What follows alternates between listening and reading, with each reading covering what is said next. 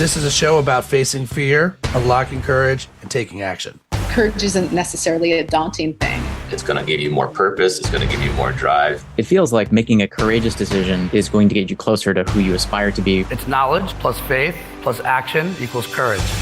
Being courageous is a behavior, where confidence is more of a belief.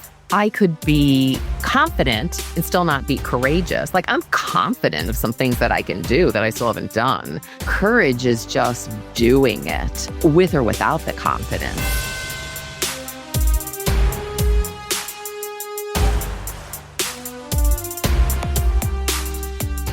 Every once in a while, you get to do an episode of the show where it's just like having coffee with an old friend.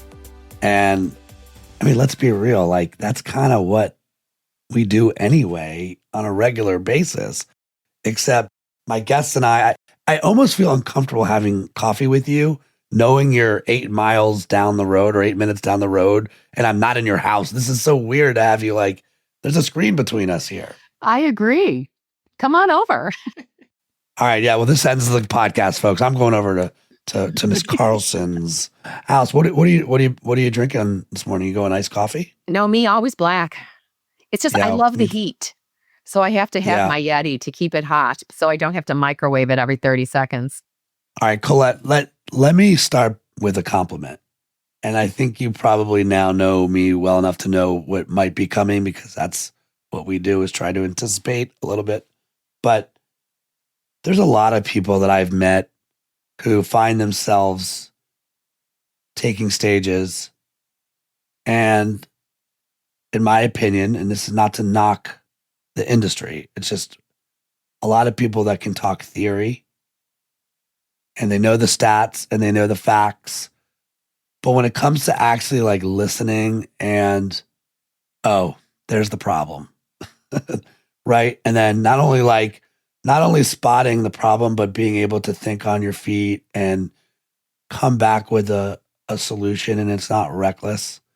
You are one of the absolute best at doing that. I take a lot of pride too, being able to hear what's not being said and try to like make sense of it. You don't want to be reckless with this skill, but there's been times where you and I have met over the last few years. And folks, if you didn't know, Colette and I both live in Encinitas, where I'll be working on a project and you'll be like, have you considered whatever it might be? And it's just spot on and it's perfect. And it's like, yeah, oh shit, I wish I would have seen that. Like, you have such a skill for being able to think on your feet strategically, but provide the right solution. It's not just spotting the problem. So just wanted to give you some love out of the gate, because multiple times have I seen you do that with stuff that I've been working on.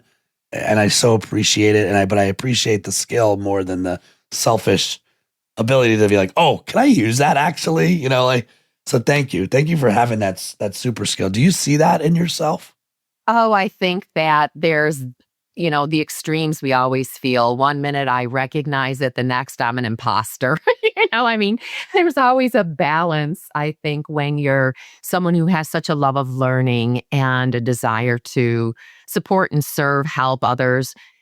You question sometimes if your insight is as on target as you think it is.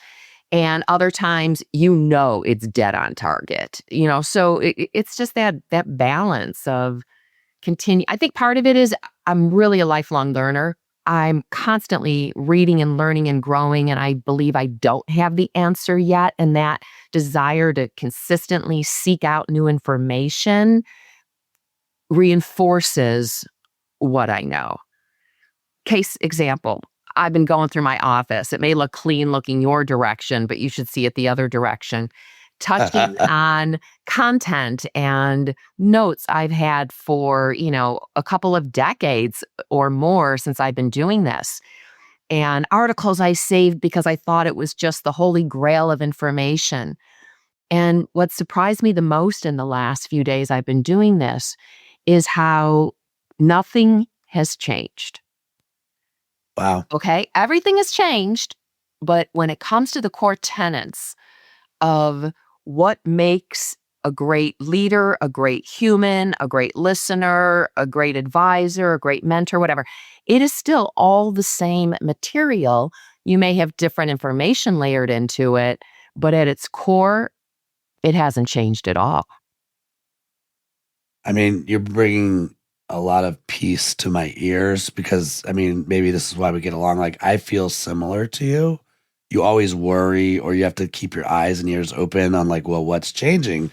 Just to come back to the same conclusion that, okay, nothing has changed. Like, it's still about character. It's still about listening. It's still about connection. Mhm. You know, and that last word, I feel like, you know, CCC, Colette Carlson connection, like that has always been something you've talked about. When you say things remain the same, give me a little bit more color. Is it on the connection Sure. side? Is it like the latest bells and whistles will be another one, but at the primal is connecting? To me, it always comes back to communication and connection because I think they go hand in hand. I really don't think you can be a good connector unless you're an incredible communicator.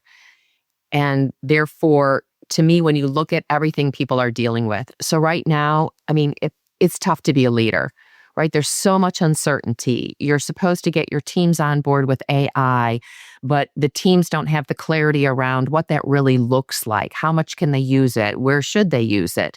The leader is now managing a team that is beyond what they used to have to do. And so they're juggling more people. Good luck trying to find time for the one-on-one, but you still need to build it in. So, I mean, yes, things are changing dramatically. It's harder to get talent, keep talent, et cetera. But at its core, the skill sets that you would apply to bring people onto your team, get them to excel and buy into what needs to happen and nurture and encourage them along the way, those skills have not changed. If anything, you need to be even better at it because nobody puts up with Mr. Command and Control. I mean, I'm, you know, at a different age and stage and runway in my life. I've had the bosses, and I'm sure some people still do, who screamed in your face. That was feedback. All right. Well, you just can't do that anymore and expect to have your team on board with you. So people that used to be able to just rely on being efficient and effective in completing their ROIs and, you know, basically intimidating people to do a good job, those days are over. So now you have to be almost like a really smart parent who knows everything you need to know about your child, how they're going to motivate them, what their strengths are, when they need you, when you can back away, when you need to push, when you need to coddle. Not really coddle, but, you know, give them some support. I mean, it's a tougher job. And a lot of people, unless you are a natural human who already, before you even showed up in the workforce, was somebody who had strong emotional intelligence, somebody who was able to emotionally regulate, choose the right words, even be interested enough to know what healthy feedback looked like and how to deliver it, how to be vulnerable, because that actually gets people into a more psychologically safe state than if you go around saying, give me feedback as the leader. So, like, there's all these elements that go into it. But at the core, these are no different than the tenets John Wooden taught at UCLA. All right. I mean, Jim Rohn, back when he was philosophizing back in the 80s, these are the same tenets. So that's what I mean by nothing's changed, and yet everything has changed. Do you think the market thinks that everything's changed? You think leaders feel like everything's changed? Sure, because they're living through it. I mean, yes, in other words, if I were right now acting as a leader of 20 people with somebody breathing down my neck to get the job done, I would feel like every day I'm having to change. I'm having to shift directions. I mean, everybody has to be adaptable now. You know, I mean, it's just life. So leaders now are being told, look, don't rely on those old change methodologies. The new way is that you need to get people to accept change every day. Change is the constant. Change is normal. This is not something we're going through. This is life. All right. So it's a whole different level of buy-in now that leaders have to gain from their teams. And how many leaders really excel at communicating change when it's happening, let alone when it's happening daily? Yeah, let alone they have to do that with their staff out of the office 3 days a week or Yeah. 4 days a week, right? Like you're just stuck in a little square box and your team thinks, well, I'm productive. I don't have a commute anymore. We're good to go, right? Like I'm productive. I'm using all that time. I do. I think it is a very hard time to be a leader. Something I've definitely said from a stage recently. I'm like, it's very lonely to be the leader, but you are not alone. Like you are not alone. Like every leader is dealing with this. Just trying to normalize a little bit, normalize this reality that, yeah, and you said it at the top of the show. I mean, if you turned it's uncertain times into a drinking game, like every time you heard it uncertain time, we'd be on the floor by 11 a.m. I mean, so, and by the way, I love talking about this stuff. It's probably why we get along so well. It's like, just pick a topic and deconstruct it and really try to make sense of it. And then really try to step into the shoes of the people trying to make the most of it. Yeah. Right. Here we are. I would like to, people can read Colette Carlson, and I feel like I know Colette. And I'd like to bring people in to get to know who you really are. But we're going to do this first let's introduce Colette Carlson. And then we'll talk about Colette, because I think that's the right way to go about this. Colette Carlson spends a lot of time on airplanes and a lot of time on the road. Give people a little dose of like what a year looks like. How many stages are you looking to do? And I know that you're trying to be super intentional actually on the right stages, maybe even less stages if they're the right stages. But can you just share a little bit about what life is like for you in a year? Sure. So if I go by history, you're usually out 3 to 4 times a month. Some speakers are out more by choice. I find, given the level of customization that I choose to do for my clients and the interviews that I go through, for me personally, the few months that I've taken on, 5, 6 engagements in a month, it's been very challenging because I speak on so many different topics. It would be one thing if, yes, I'm branded under Connection, but I actually talk about leadership. I talk about resilience. I talk about sales, women's leadership. So I have many different programs. So it's not just get up and do a similar program all the time. That requires effort. But I would say, we all make choices. So I have to live in San Diego. I've gone all over the world, and I was born and raised Chicago, so I get it. But once I lived here, I can only go to Australia or New Zealand. I think those are the only two places. Cape Town and South Africa is similar in climate. But I've really become a weather snob. So what that means is I'm willing to get up at an ungodly hour at dark to catch the, 4:30 Uber to the airport because I have to be on the 6:15 a.m. because I'm going east. And San Diego's not a major hub, which means I'm usually cruising through somewhere with a rare exception. Usually it's DFW. And so I have to build in all of what I will call that stress time to make sure I arrive. So, but then I get to go do what I love most, and that is connect, teach, meet people, the whole life on the road, hotels, and then turn around that night, come back, and oftentimes wake up early the next day for a customization call. So I just look at my commute as a 48-hour thing where I work in between. Yeah, I mean, gee, this sounds really familiar to me. I wonder why. I'm sure it does. I actually am really surprised I have not seen you on we should just figure out our Uber schedules, our Lyft schedules. Yeah, and I'm flying through Dallas quite a bit too. Are you American primarily? I am American. When I had my kids and they were young, I would just fly whatever got me home the fastest. So I had no loyalty. But the frustration with that is when all heck goes loose, like the past few days, there's no loyalty to you. And so you're not getting out.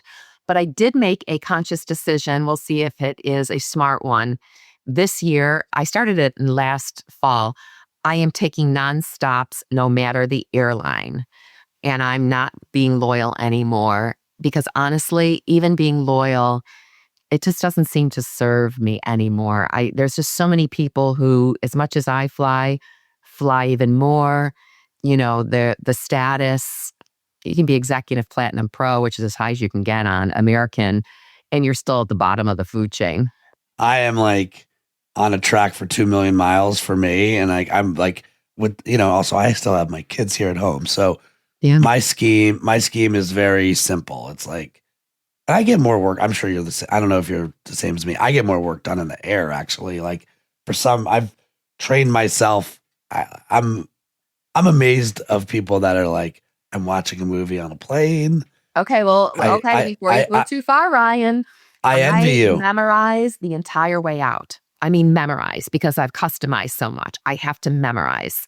So that's all I do. And I mean, you will see me just staring at paper for the entire trip, in the terminal, changing, etc. However, so on the way back, I am movie, I've my new rule is one glass of wine, so I totally relax on the way home. That to me is my treat. That's my little kid in me who gets to go out for ice cream. I get it. And I'm sure you're also bringing your own glass. So it's like this huge glass. It's like it's a separate bag. It's like, hey, it's one glass. This is one glass. No, pour more in here. We're not there yet.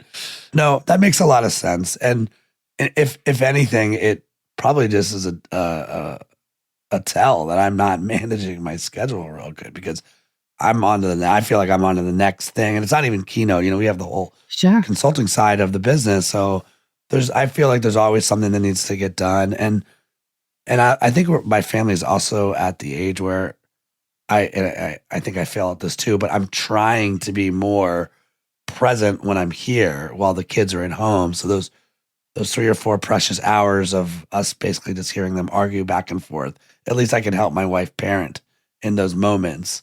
And again, we get this wrong too. Although I should say, this is breaking news in the Berman house. And now I feel more like I'm at your kitchen table just having coffee with you than a podcast. But we finally found a TV show that we all like. And this is big breaking news for the Bermans because my wife is really kind of like like laying down the law on screen time. So the fact that we've found a show, have you seen or heard or watched a show called Traders? Not yet, but it's on the list. Okay, get to it. And let me know what you think. Get to it. So and the language is a little tough. Time. I was heavy on limiting the screen time when my children were young. And keep in mind, on the way home, I've reached the age where, Ryan, I'm really too tired to think. Okay. So if you're getting up at, 4 a.m., 3:45 the day before, and then giving my all, I don't have the bandwidth anymore that I did 10 years ago. So that also plays into my movie time. All right. So, I feel like we got a little taste of Colette Carlson, this keynote speaker that is customizing her work, lots of different topics that you can talk about. Talk a little bit about just Colette. Like, give me the tail of the tape. I've had a chance to hear a little bit about your squad, your fam, your man. I know a few of the behind the curtains. What do you want to share? How do you want to who are you? What do you like? I'm a turtle. I really am. I'm somebody who just kind of was always happy being the turtle, not the hare. I feel like we hurry so much, and I really do like calm as much as I'm into everything. There's always that balance there. I'm somebody who basically, had to, on some levels, I always owned the message that I teach. I was always that kid on the playground who was mediating a disagreement, or when the teacher would move on to the next lesson, inside I could look at that kid next to me and go, he doesn't get it yet. You need to explain it again. So I will say that I was gifted with that awareness, and partly because I was raised by 2 very aware parents who were always pointing things out. And so you can't help but notice things when they're constantly pointing them out, right? So that helped. But then, of course, I, like most humans, go through a strong stage of self doubt and am I enough? And I'm not lovable unless I'm perfect. And all of those elements that took me down the path in high school of addiction. I was a compulsive overeater, heavy binge drinker. I could still get my A's. I was still on the dance squad. I mean, I was one of those people, but I partied and really had to learn how I was filling a void. In my mid-20s, I finally woke up to the fact that I wasn't living the life that I really wanted to, even though I had a good job. It was one of those things that was just that underlying current that I think a lot of people feel. I used to joke that when we avoid our truth, we create a void and we fill it up with something, right? To just numb it. I used food and some alcohol, but other people use, drugs, gambling, sex, shopping, the well-dressed addiction, or even work, the well-respected addiction. And I had to learn how to heal a lot of that self-doubt. And it really gave me a lot of compassion. I know I'm digressing here, but it gave me so much compassion because I came from a family where I had two parents that loved me. And they were very strict and they expected a lot, but I went to bed knowing I was loved. I went to bed knowing I was safe. I went to bed never hungry. And yet I had so much insecurity still. And so it made me realize, my goodness, if I was given, such a gift, a genetic lottery, gift of who I was born, what family I was born into. And I think of all the individuals that have a fraction of that and yet still achieve. And so it really shifted my behaviors because I just understand that no matter how somebody looks on the outside, we're all dealing with a lot of stuff on the inside. And we're just so quick to judge and we're just so quick to, throw our own feelings on somebody else instead of just really being present, finding out who they are, finding out what you can do to help them move forward. And so it was a good, healthy shift for me to get my own shift together, so to speak. And then, of course, it's always a journey. You're never off of it. I still deal with my perfectionism. I like to say I'm in recovery, but I'm not. That's a joke. But, I allowed myself, because I had good parents. My mom was a teacher. My dad, worked for the school board, but also did some coaching. And, there's a line by John Wooden. Of course, you can tell I really like that guy's philosophy. But he says, the worst things parents can do for children are the things that children should do for themselves. And my parents raised me like that. And so I raised my own kids like that. I was kind of tough on them, but I really just looked at it as leadership 101. It's the John Rohn quote, if I'm easy on you, life's going to be tough. But if I'm tough on you, life's going to be easy. And tough doesn't mean mean. It just means protect. I feel a lot of leaders, a lot of parents, a lot of people in authority, they protect people instead of helping them grow. Yeah. There's so much goodness in there. For some reason, I'm reminded of one of the things we covered in Headamentals, which is the new book about self-talk. Wonderful. It was this acronym called HALT. And HALT stands for hungry, yeah. angry, Yeah, familiar with lonely, tired, right? Mhm. And I think most of our decisions, well, one, I think if you're a leader and you're listening and you have an important meeting, maybe don't have that meeting at 4 p.m., right? Like right when you're going to be hungry or angry or a little bit tired. Make sure you have your good meetings, your big meetings in the morning when you're fresh. But Or two, own I it. love Or own it. That's the other thing that right. people forget. Like, you're going to the meeting at 4. When you walk in the door, say, you know what? I'm a little irritable. So, man, if I'm short, please give me some grace today. Yeah. Well, I think that I like that also with the kids, right? Like I love that line about if if you're hard on them, life is easier. And if you're easy on them, life's going to be hard. It's a great way to look at it. When you think about your kids, if I was like, surprise, they're here on the show. They're not. Okay. But let's say they were. What would they say? What would they say about mom? What would they say? Give me one personal thing they'd say and one professional thing they'd say. I'd like to believe that they would say, I'm a really good listener. I'd also they'll probably tell you, I'm judgy. I have, and by judgy, I don't mean I'm judging what they're necessarily doing, but I'm always judging. Like if we go to a restaurant, I'm not judging the food. I'm judging people. Like I'll say, gee, that server, if they're going to have this, she brought French fries to the table, you would have thought that she also would have realized ketchup is necessary. Right. You do it once, so things like that. I'm always pointing out where I feel, people are missing the mark. And this is where I go back to, I also can give somebody grace. When that server comes back to the table and has forgotten, the ketchup, I'm just going to say, I understand you've got a lot on your mind. Like, I'm not going to punish the person. That's not my style. But they know I'm thinking it. I think they also would like to believe that, based on history anyway, especially with my oldest, that they can come to me with anything and we will deal. I think especially in emergencies or in challenging situations, I stay very calm and methodical. We'll deal with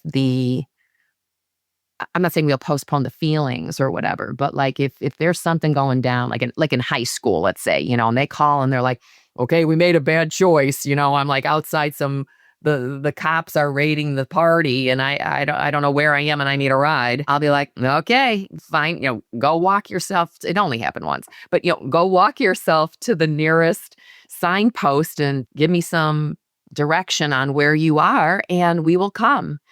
And don't go back into the party if the cops are there. Stay away. If you have to hide in the bushes, you do so, but I'll be there.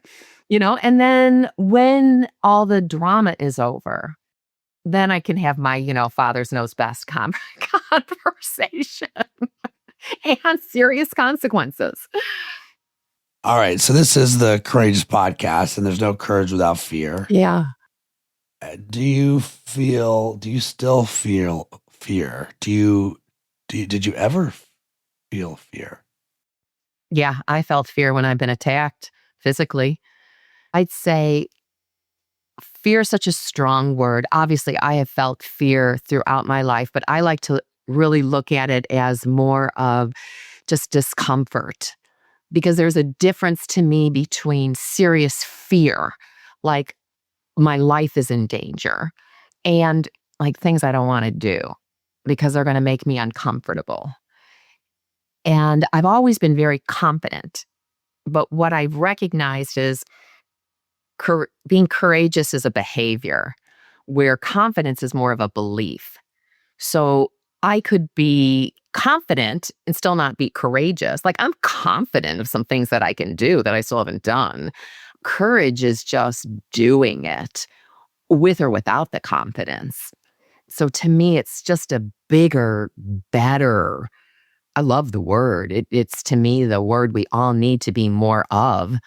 I one of my big passions in life is to help people speak their truth, which to me that's when your thoughts, your words, and your actions are one and the same. That's what I had to learn how to do, right? Because I would say one thing, oh, I'm fine, when I wasn't, or, oh no, you can borrow my shirt, when I'm like, don't you dare borrow my shirt, to my college roommate. I mean, I had to really learn how to be in alignment.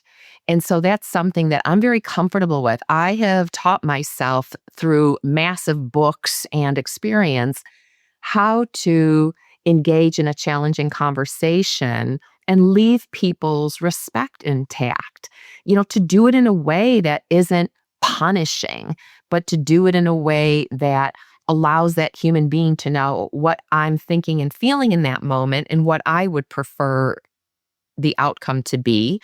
And if they don't agree, depending on the circumstance, if I'm their leader, I might listen. I'm obviously going to listen, but sometimes you got to do it anyway. Or if it's my child, I will listen. Like I always would listen to them. And I would say, you don't need to repeat yourself. I've heard you. You want X. The challenge you're having with me is that I'm not agreeing with you, and nor will I on this matter. So now I kind of digressed to the kids because we were talking about them, but I can have a tough conversation with people, whether it's about you got BO or, the kid on the airplane who's kicking my seat behind me. I'm very comfortable. I can turn around with a big smile and say, hey, you may not be aware, but every time you kick the chair, I feel that on my back. And so I'd appreciate it if you would stop. Thanks. Like, get it done. Check the box. Like, I'm not afraid, even if the parent's sitting here, they notice. To me, just like have the conversation. It's just, people are so afraid to just talk to each other. Supervisors are so afraid to, tell their top salesperson he needs to be on time for the meeting or whatever it is. I just see teams not communicating with each other, frustrations because someone's not getting what they need in on time. And yet no one, you don't have to go to the person and say, you're not getting us our stuff on time. But, hey, I've got a real concern here.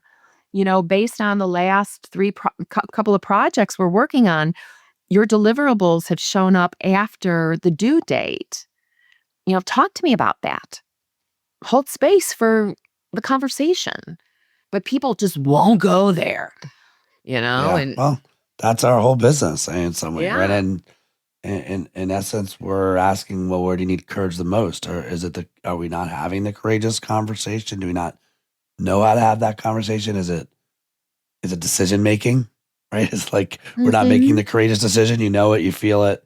And by the way, I think where leaders kind of forget, and I've lived through these moments too, it's, oh, you think it only impacts you, leader.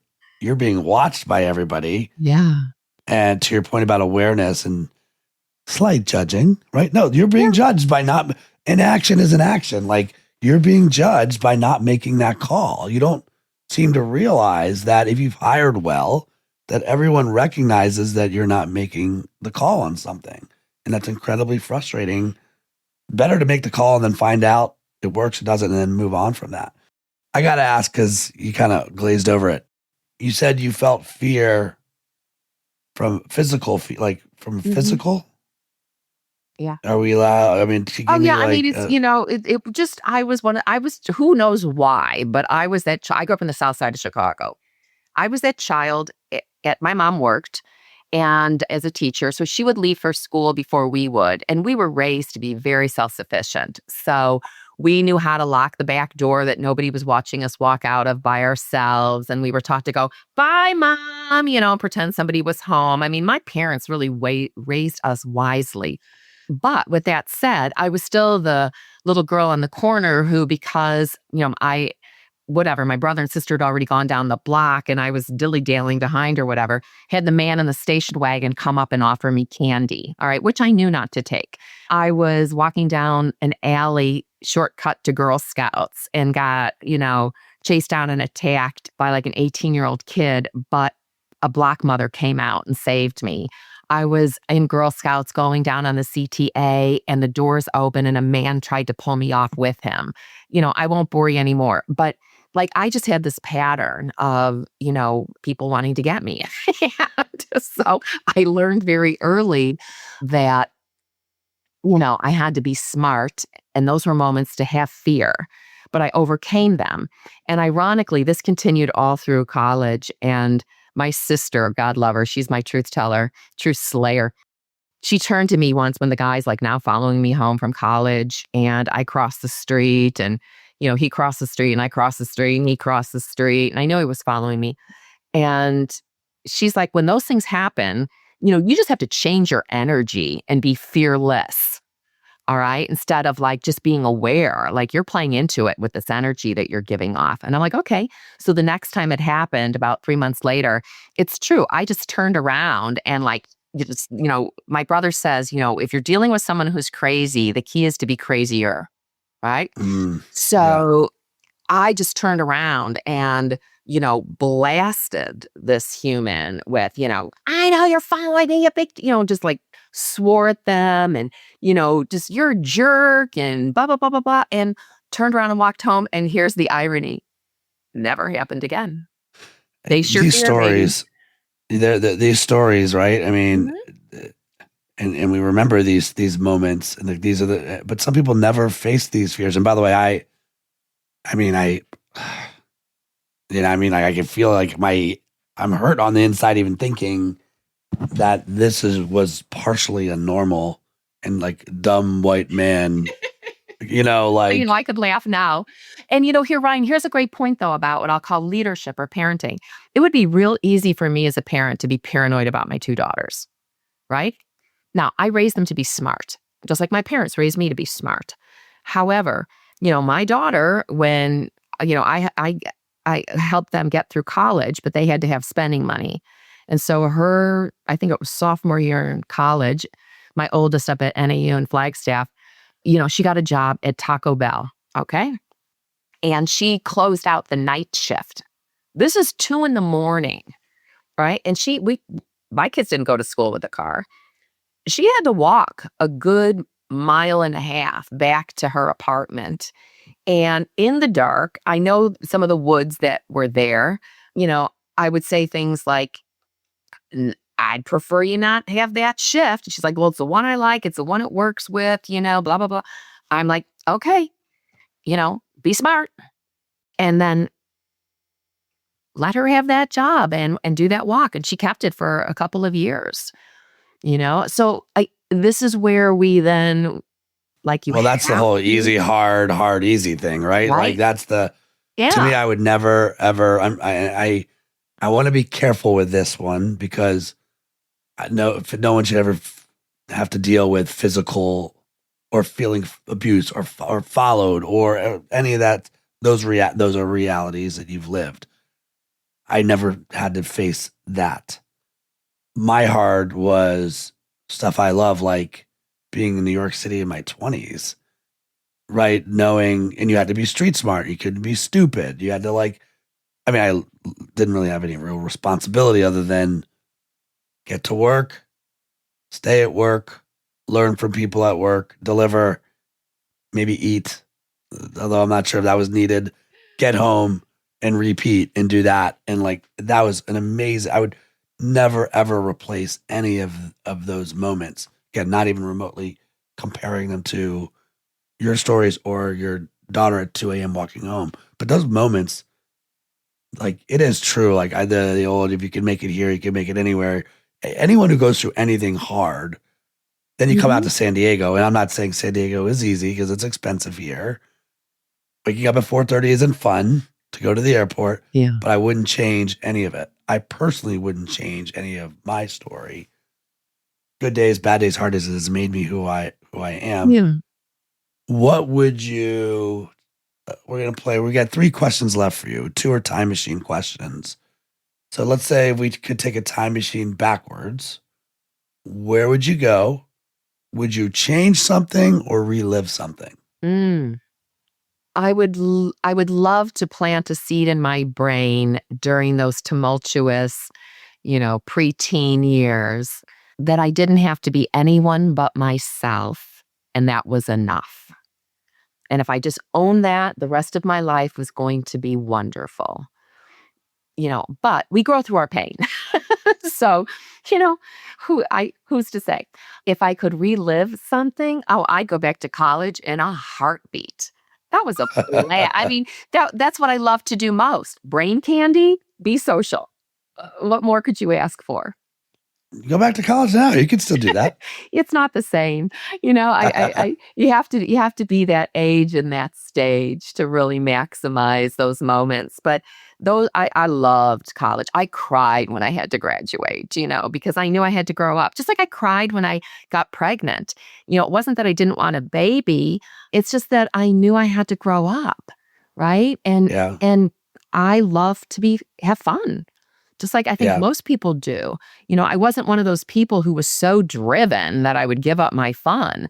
I always had a strong fun factor that was always mixed into my life. Socialness was always very important. So I would say that. And, I think if I did just those two, if I did that one thing with resetting my mindset early on, things would have unfolded very differently, but then I wouldn't be here. So I think Yeah. it's interesting that most people, if given the chance to go back or to trade lives with someone else, they wouldn't. I wouldn't. I mean, by the way, I'm smiling over here because I think why we get along so well is that play factor. Like, I love to play. That's who I am. There was a conversation that was shared with me recently. Shout out to Kimberly Voorhees, she has the best email address at the company, which is superhero@couragebrands.com. She is a superhero. She does so much. And she was sharing a convo she had with someone who used to work with me who said to her, Ryan just loves to live life. Like he just likes all the adventures and all the things. And I'm like, yes, like I'm going to enjoy this the best that I can. I'm not gonna be stupid. I'm gonna be responsible, right? But we're gonna play and we're gonna have fun. I think that's also why you and I get along so well. It's like little boy, little girl trapped in these adult bodies, just wanting to play a little bit and have a little bit of fun. All right. Well, and that's something leaders need to bring to the table too. I mean, it's not all yucks, but you've got to play with your people, a little bit somehow in moments, even just to remind them that this is not all that serious. All right. You ready for the time machine ride forward? Okay. All right. Pick a spot. We're buckled in. All right. Flex capacitors ready to go. Where are we going? How many years in the future? Let's not do a 200-year. What's the world like? Let's be like, in your life, where are we going? Are you in New Zealand? Are you on a beach? Is it a year from now? Where are we going? I'm probably not leaving where I'm at physically in living because my children still live in the States. And so as long as they live in the States, I will. They're just, in their early 30s, eventually going to start having children down the road. So I want to be obviously near the grandbabies if and when they come. And if they don't, that's cool too. I've always told them that. I was one of those, if you get married, if you have children, you do you, right? It's your life. I'm one of these people who I really don't think too much about the future. I just let things unfold knowing I'm going to be doing a lot of traveling. I'm going to probably be slowing down in the amount of speaking, not because I don't love it, but because I'm not that excited about getting up at 3:45 in the morning. And so I will probably just figure out how to support individuals sitting right here on my tush a little bit more. And I don't mean through like online programs or stuff like that, but I'm bossy and I love giving advice. So I'm sure that will never change, Ryan. And you're good at it. All right. In the spirit of winding down, last question. And I really loved your very you distillation or deconstruction of courageousness versus confidence. Where's one place where you need to be courageous right now? In addressing my desire for pleasure. And by that, I mean, I force myself to move. And I do, but I don't like it. And people say, oh, if you exercise enough, you get into the zone. I've done 365 days in a row. I'm never in the zone. I'm like, I just want it to be done. I need to eat even less if I want to stay in my clothes because my metabolism retired a decade ago. And so over the holidays, even I wasn't like binging out by any stretch, but just eating a handful of M&Ms and a glass of wine. Oh, sure, I'll try that Fireball. That my kids had. I mean, just all those little extra, that sourdough bread. I put on like 6-7 solid pounds, not just like that's how quickly my body wants to hold weight. I'm built like this. I always say there's every little fat cell in there just waiting to pop again. So if I I need to scale that back, and that's pleasure. If I ever want to craft some decent material that is in a book form for longevity, I have to cut back on my pleasure of, you know, watching great TV and movies a little bit more. So it's really to me about restriction. That's where I need to be more courageous because in a way I've got everything else down. It's at this point, I'm not saying down finish, but I know myself so well. I've done enough therapy. I get myself. I know what my strengths and weaknesses are. But this element of my wanting to take the current pleasure over the long-term pain is still something I struggle with all these years later. I mean, the one line, let's acknowledge also that maybe we get along well because I too like to judge and give advice, whether it was asked for or not. Just can't wait for my kids to be 23 and 20, letting me know just how much advice I'm giving them. But I've found myself, we've got a line for that now, don't we? When you're a keynote speaker, you can't help yourself but have and one of the ones that I hold true is that courage is regret insurance. Mm-hmm. And it's just regret insurance. Like if you feel that's beautifully stated. There's stuff that from the outside world, it's like, what do you mean, Ryan? You've written multiple books now. And I don't see it that way. It's like, I know which projects are in my brain that I need to get out. And like, I think my advice, this isn't for you, by the way, this is for any listener that's still here at the 47th minute mark, which is a data point, right?